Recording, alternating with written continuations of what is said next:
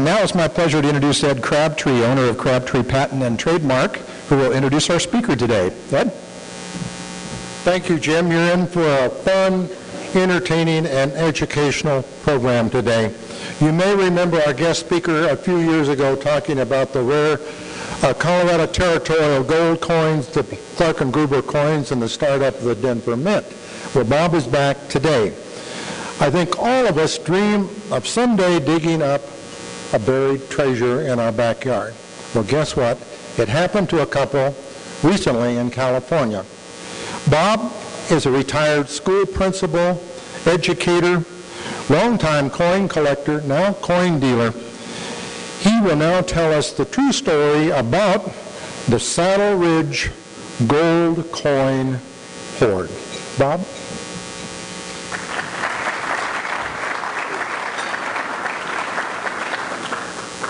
Thank you. Hope it works. Okay, the other one's on.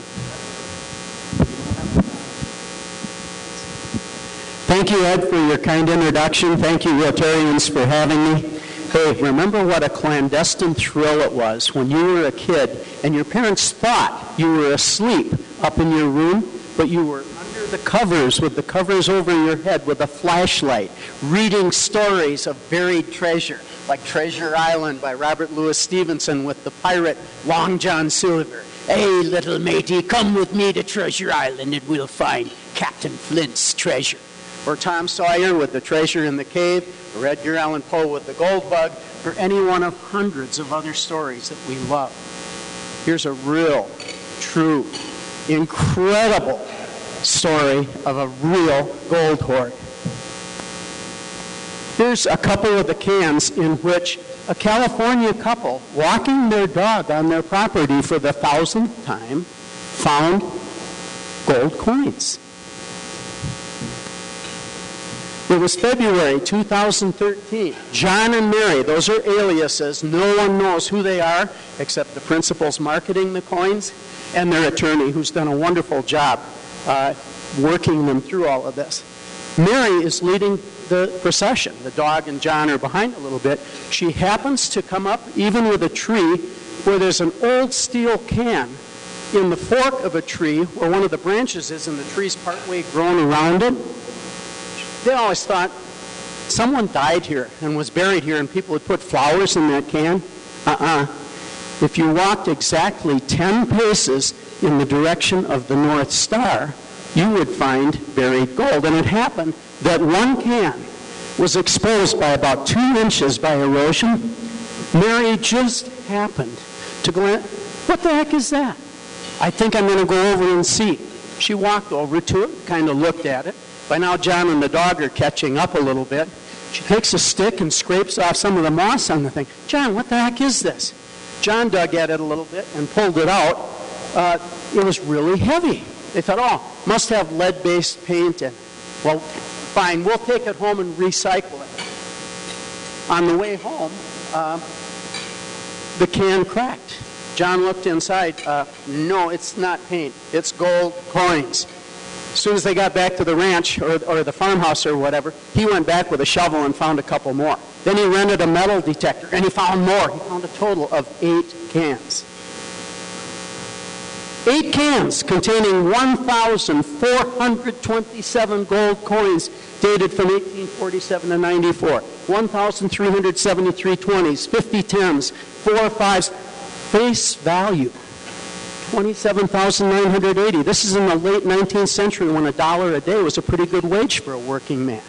The market value, estimated at $10 million. I think it's going to do 11, maybe even 12 million when the dust finally settles. It's way in excess of the biggest land hoard of gold ever found in the U.S., Jackson, Tennessee, 4,500 in coins. It is dwarfed by the Central American discovery that the shipwreck off the Carolina coast produced 130 million in gold coins, but this is huge as a land-based find. Here's an interview with Mary, quote-unquote, and John. John used a stick to dig up the first can. We took it back to the house. It was very heavy. Heavy enough that we needed to take a little breather. before getting back to the house. I said to Mary, wow, this thing is heavy. It must be full of lead paint.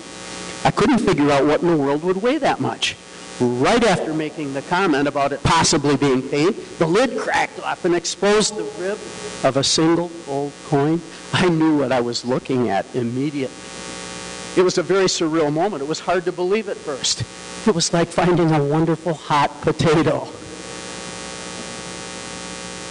It's somewhere in this country. Sutter's Mill is where the 49ers gold rush started when James Marshall found a nugget in John Sutter's mill race, and that started everything. John and Mary live somewhere in this country. Nobody knows, and their privacy is being protected. Their attorney and Kagans have done a wonderful job with that. Here's what one of the cans looked like. They took a picture with a cell phone as John had dug up one of them. Here's 3 of the cans. That's the famous stick that Mary used to scrape the moss off the first one. Here's another can full of 20s and all kinds of debris. More on that later. 3 more cans. 2 more cans. Another can. This is an absolutely pristine 1858 $10 gold piece. Gold, as you know, is a very soft metal. Just a few scratches in front of Liberty's portrait and a few behind Liberty, otherwise mint uncirculated condition and very, very rare, very valuable. This is David Hall. He's the president and founder of Professional Coin Grading Service. It's one of 4 third-party grading services that authenticate coins and establish with their experts its numismatic grade. There he is with a pile of some of the 20s from this hoard. Here's a couple of the rarer ones. One from the Carson City Mint, 1875 cc, and that's an 1849 Dahlonega 5, Dahlonega, Georgia. Here's another pile of the coins. Oh, this one's a beauty. If you look, there's a little nick in front of Liberty's nose. Otherwise, it's pristine. Condition is everything in coins. More on this later, but if you have rare coins at home, don't clean them. We'll come to a little bit of how John and Mary screwed up a little bit with some of that. And the moment you clean a numismatic coin, half to 2/3 of the value goes away. This is the pick of the litter. This is the finest known 1866 S for San Francisco. You can see the S mint mark under the eagle's tail feathers. It's a no motto 20. In 1866, the motto, "In God We Trust," was legislated for gold coins. Because San Francisco was far enough away, some number were made without the motto, "In God We Trust." The motto would be in the wreath of stars above the eagle's head. After the dies came from Philadelphia that had the motto, "In God We Trust," from then on the coins were made with that motto on it. But this is, even with some scuffs and scratches, this is the finest known 1866 S no motto. Estimated to bring about $1 million. I think it probably will be somewhere close to that just for that one piece. So where did all these coins come from? Oh, the rumors started right away. It must have been the Jesse James gang. Well, no. He was born the year of the oldest coin in the hoard, and he died 12 years before the last one. No, I don't think Jesse did it. How about Black Bart? No, he started robbing stagecoaches in 1877. He stopped in 1883 when they threw him in prison. Maybe it was the Knights of the Golden Circle, a group of Southern sympathizers hoping for a second civil war, and they were going to finance it with this.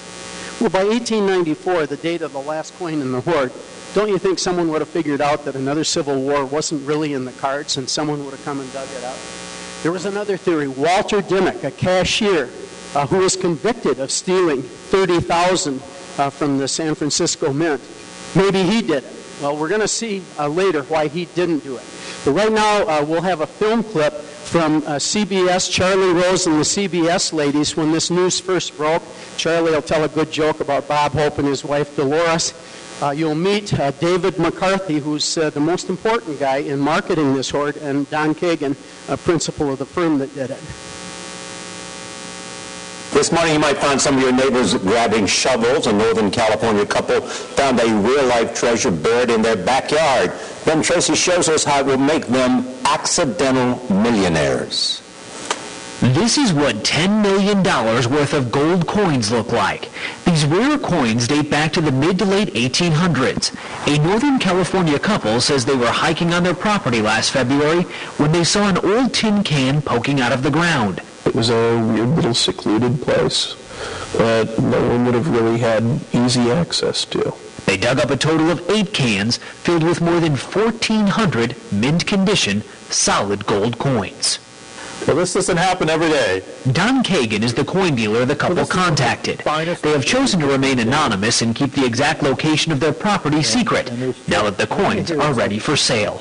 It's a great story because it was a relatively young couple, early 40s, who out with their dog, and they've been on this path and trail that they've been on their property for many, many years. And they discover this pot of gold at the end of the rainbow, perhaps. Kagan says whoever buried the coins did it over a number of years because they're dated from 1847 to 1894, the time of the fabled California gold rush. Because they were buried and out of circulation, they're in pristine condition. They're going up for sale, and the rarest coin in the collection could fetch $1 million on its own. It was a pretty incredible experience being able to sit across the table from these people and say, not only is it dollar signs in the ground, you found things that are historically important because of the condition that you found them in. Kagan says the pair plans to use the multi-million-dollar windfall to pay off bills and quietly donate the rest to local charities. For CBS This Morning, Ben Tracy, Los Angeles.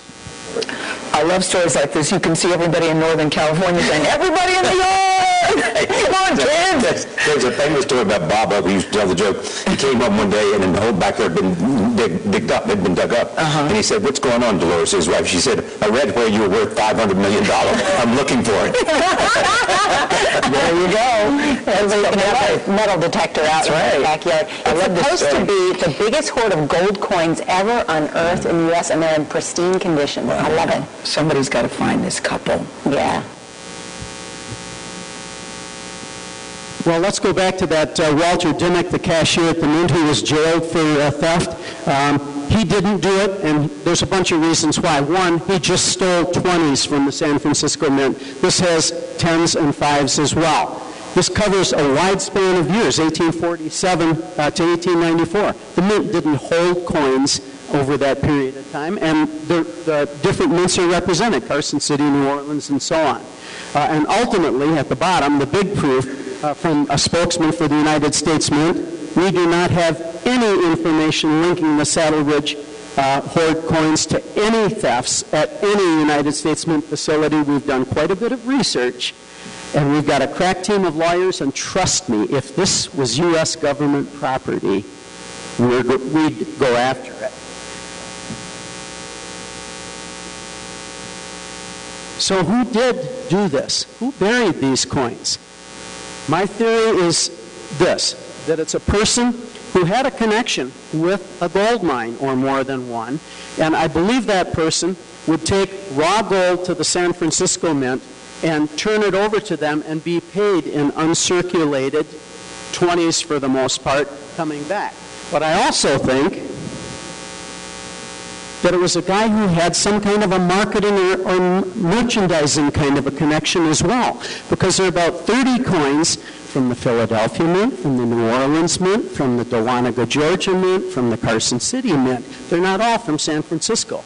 I kind of think it was someone who had a connection where they're doing business or getting money from the East or having people come into their store with money that they brought on the covered wagon.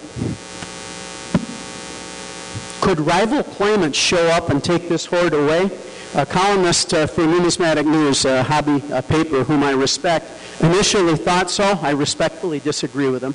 He said, no one knows what the true origin of the hoard is, and it would be very easy for someone or some entity to step forward and make claims either real or false and tie these folks up in court for years. Silence is golden. Kagan's got over 100 people saying, thank you for finding my great-grandfather's gold. And Kagan's always sent back a polite reply saying, well, tell us exactly where it was that your great-grandfather buried it, and then we can talk. And that was the end of the story. Well, all right, only, Harry, I think, is being too conservative here because only in the case of provable theft could rival claimants have a leg to stand on. The U.S. Mint has said, no, there weren't any thefts at the Mint, and there are no other thefts of this type for this amount on record from anyone else in the late 19th century. It qualifies then legally as treasure trove. Treasure trove, which includes, quote, gold coins, etc., quote, deliberately hidden or concealed, and, quote, sufficiently long ago that the original owner can be considered dead or not discoverable, goes to the finder, unless the finder's trespassing, since, quote, the finder of treasure trove takes title to it against all but the true owner. And that's where John and Mary are. It was clearly established it's on their property. What's the marketing plan for this? Their attorney, who did a wonderful job, vetted a couple of coin companies. Kagan's is a solid numismatic firm. They've been around since Art Kagan in the early 1930s. They were the best choice to market these, and I agree with the choice made there. The coins were conserved in-house, and now I'll make a quick distinction. You saw how covered with stuff those coins in the cans were. To lift off rust and other stuff that was on the coins, hot water. Hot water was used again and again and again to lift off what was there. That's conserving. Cleaning is where you alter the surface of the coin or disrupt the luster of the coin. Kagan's knows better than to do that. They ended up with 1,411 coins sent to PCGS, the Professional Coin Grading Service, for what collectors call slabbing. That's the encapsulation. You saw all of those.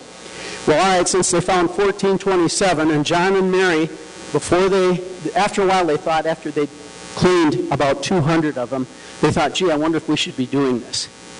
Well, on the way, they had a rare New Orleans, 1853 New Orleans 20, that by cleaning it abrasively, they brought its value down from about $20,000 to maybe $2,000 or $3,000. But I'm glad they stopped when they did. Anyway, most of the coins were encapsulated, some just as genuine, meaning that they couldn't be graded because of the cleaning. Never, ever clean your coins. Okay, Kagan's then decided to try Amazon.com as the marketing means, and this is so cool because of Amazon's reach to all kinds of new people. People sometimes ask me, do you think this hoard is going to be a good investment? Hard to tell. Past hoards have been because new blood has been recruited to be involved, and that has happened incredibly well with Amazon. Some of the major coin auction houses have to be paying attention to this, and I think they're going to be using Amazon as well. So, how's the marketing thing going? In the first 24 hours, 346 coins were sold on the Amazon site, 225 at Kagan's, 571. That's more than one-third sold in one day. Gross proceeds, close to $4 million. As of this morning, the Amazon website had just 159 left, 25 of them uncirculated. Kagan's had an additional 11 with 10 uncirculated, so the grand total left out of 1,427, although John and Mary did say they wanted to keep a couple as kind of souvenirs. So it's hard to tell the exact total, but there's just a few that are left. Here's what Don Kagan said. We're delighted not only with the response to the Saddle Ridge offering, but with the breadth of interest by so many individuals, especially so many individuals new to the field of numismatics. Kagan offered a one-year membership in the American Numismatic Association via the internet to anyone who bought a coin. He sent them a copy of what's called the Red Book. Every coin person has a red book.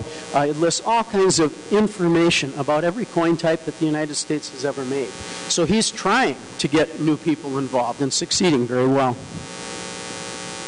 Here's an example of the way they were marketed on Amazon. If you put your cursor on any one of those coins and clicked it, it would flip around and you could see the reverse. Pretty neat. Another page, this one from Kagan's website. And, I wanted you to see this one. Note the one that has the brown stuff on it. Gold coins are 90% gold and 10% copper. The copper makes them wear longer in circulation.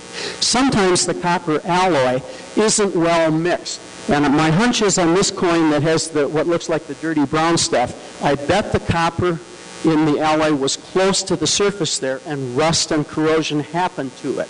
Now, that one probably sold very cheaply as a damaged coin because taking that off by any cleaning would be a definite no-no. If you're interested in any one particular coin, you could get a close-up of it, and that's a very nice specimen long since sold. Then some details on the coin in terms of the year and the hoard and so on. What are the tax consequences of all of this? Well, treasure trove, according to Cesarini versus the United States, a Supreme Court case from 1969, it's subject to federal income tax. Okay, federal income tax rate for the hoard, considering its magnitude, is 39.6%. California adds 13.3%. That's a gross of about 47%, but of course, remember, you can deduct state taxes on your federal as well. Those coins, many of them, most of them, qualified for capital gains treatment because as they came out of the ground with this cruddy stuff all over them, their value was way less than when they'd been soaked over and over and over in hot water or whatever.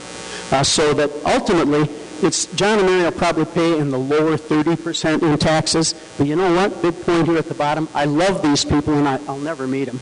But I just love them, and you'll see why in a sec. I don't think they care. Here's from that same interview we saw before.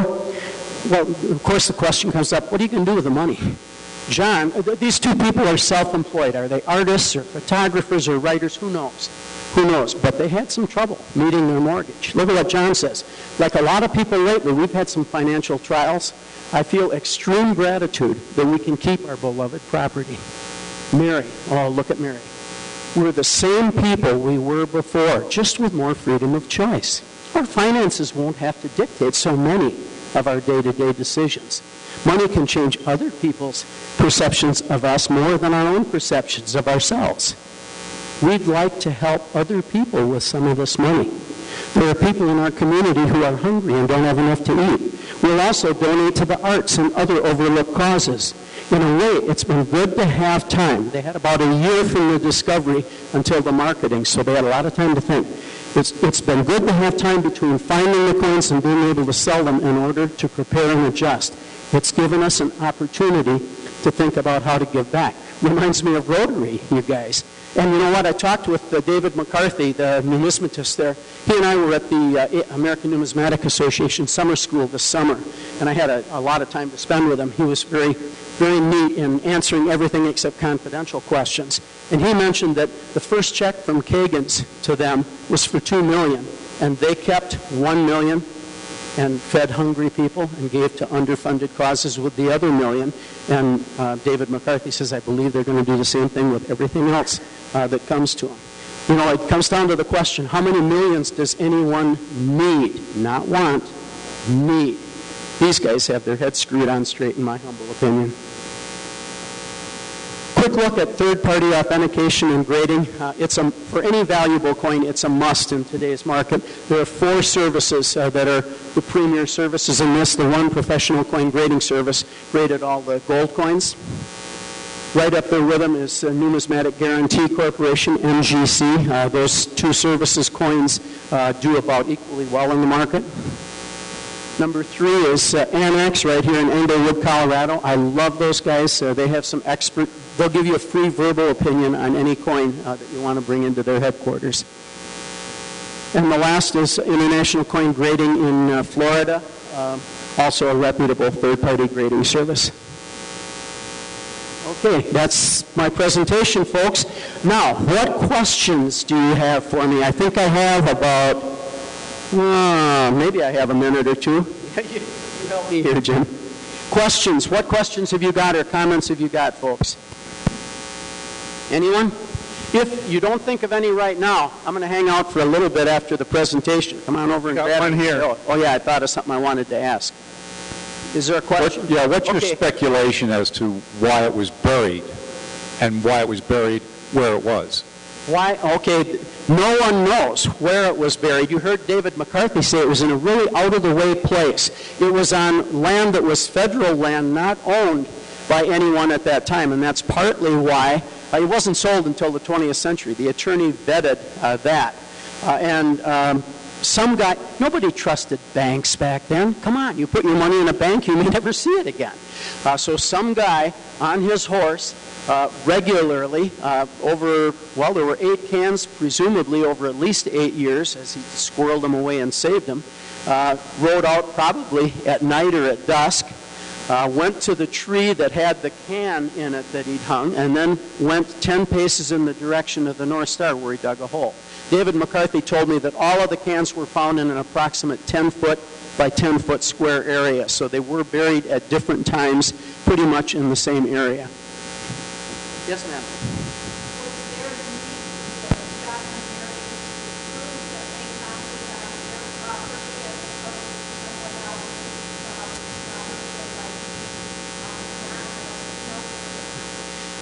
I am not positive about this, but I believe from a conversation with David McCarthy that before they'd gotten it all out of the ground, they brought their attorney out with them and said, look, here's where we've been digging, and we're going to dig a little bit more. The metal detector says there's one here.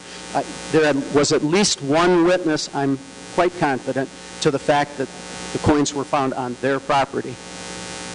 You talk about the coins, if they're cleaned, it diminishes the value. So obviously the coins have to be restored to some sort of original condition. So is there a professional person that does that, or what happens? Do they get scratched if they're cleaned by a non-professional, or if you could comment? Never do anything with brushes or bristles or anything of that sort at all. What was done with these was a lot of soaking, first in hot water and then ultimately in very mild. First, they chemically analyzed what this stuff was that was on the coin. Okay, what will dissolve that or what will lift that off? A very dilute solution of, who knows, some mild acid that would cause this stuff to float off the coins was used as well. But they weren't manually cleaned in any way. The conservation was all done in an untouched way, and thus the luster is still absolutely as it came from the mint, undisturbed and wonderful. Any other questions? Yes, sir. Okay, you saw that on the first day, almost 4 million sold. And David McCarthy said the first check from Kagan's was for 2 million.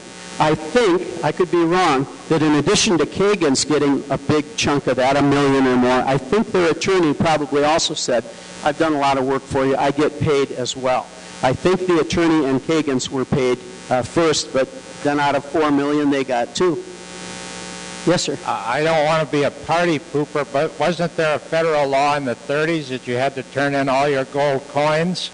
And how did that come into play? Roosevelt's executive order of March 1933 specified that every citizen could have $250 worth of gold coins, but these coins were not discovered in 1933 or before. They are, quote, treasure trove, coins buried after the original owner is dead, and so on and so on.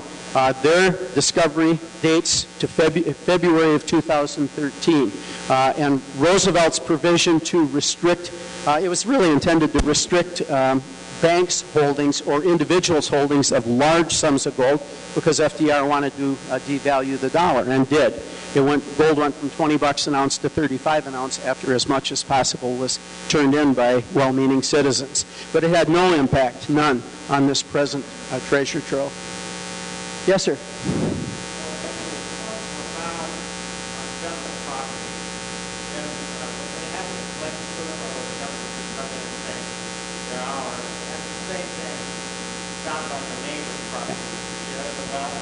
You better have worked that out with your neighbor, because otherwise you're trespassing. Remember, it was federal property into the 20th century when then, like much of Northern California, it was subdivided and sold.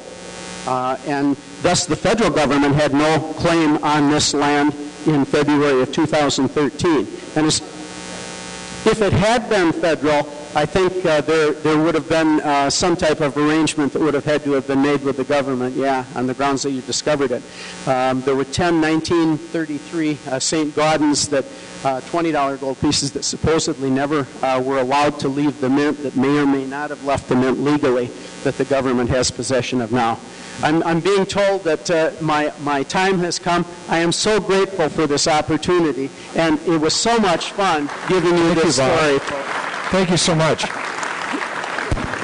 We have a couple of gifts for you here, too. I have one last question. Did you consider purchasing any of them yourself? You know, yes, but I didn't have enough money at the time. Not enough money, okay. That one where I had the big picture, I would have bought that one right away if I had the money. Oh, well. Well, thank you so much. A wonderful story, and we appreciate your enthusiasm and for being here today. Thanks, Ed, for introducing Bob. We have a baseball from our Branch Rickey Award, which you heard about earlier today, named after, of course, the manager who broke the color barrier by signing Jackie Robinson. This is from a previous award. We invite you back to come on November 14th.